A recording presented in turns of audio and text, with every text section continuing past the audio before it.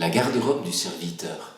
L'appel de Dieu sur une personne, c'est comme un vêtement déposé sur nos épaules. Il y a une onction, une capacité surnaturelle qui correspond à notre appel. C'est le vêtement de l'appartenance, de notre vocation, le manteau d'Élie transmis à Élisée. Celui-ci nous est adapté, ajusté à merveille. C'est celui que Dieu a confectionné pour toi. Et Dieu est le meilleur des couturiers. Quand nous portons le vêtement de Dieu, nous sommes bien, heureux, à l'aise, quels que soient les défis.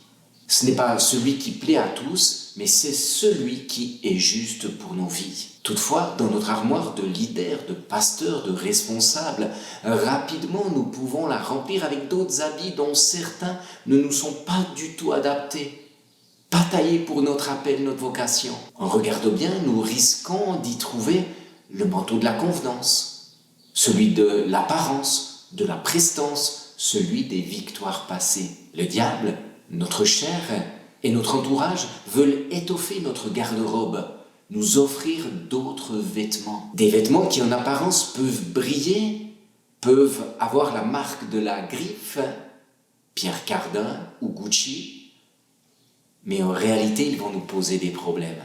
Nous risquons de cumuler les différents manteaux et le ministère devient trop lourd, encombrant, fatigant.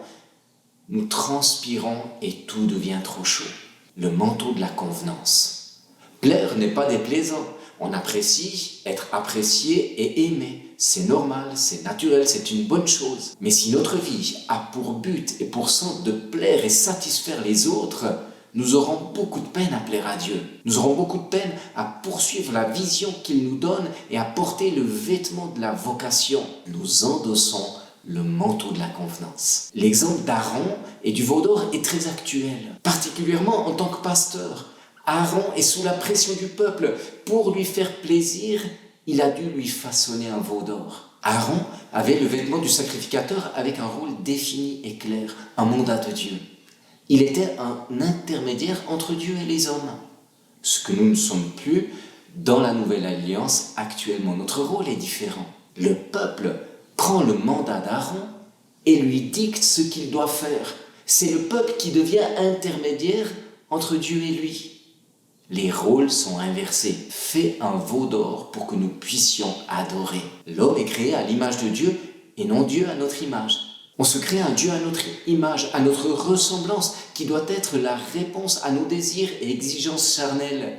Selon l'épître à Timothée, on se donne une foule de docteurs, de serviteurs qui chatouillent nos oreilles pour conforter ce Dieu à notre image qui satisfait nos propres désirs. Le pasteur, le leader, doit être comme Aaron, celui qui est le représentant de l'image que l'on se fait de Dieu, le représentant de notre veau d'or. Cette pression, ce manteau est bien réel.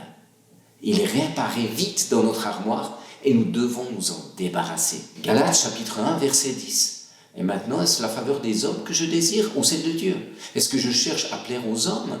Si je plaisais encore aux hommes, je ne serais pas serviteur de Christ. Le manteau de l'apparence et de la prestance. La réussite, la compétition, les résultats, ce que l'on doit se prouver et prouver aux autres dans un monde d'apparence et de superficialité. Dans un monde qui va très vite et se réactualise sans cesse, il peut être dur d'exister comme serviteur. Soyons donc vigilants pour que notre garde-robe contienne uniquement le vêtement de Dieu. Questions à développer avec vos équipes, vous pouvez les compléter. Quel est le vêtement que Dieu a déposé sur mes épaules? Puis-je définir les contours de ma vocation? Quelle est ma motivation de service? Faire plaisir, avoir de la reconnaissance, être vu. Si mon vêtement, engagement actuel, n'est plus adapté, que puis-je faire?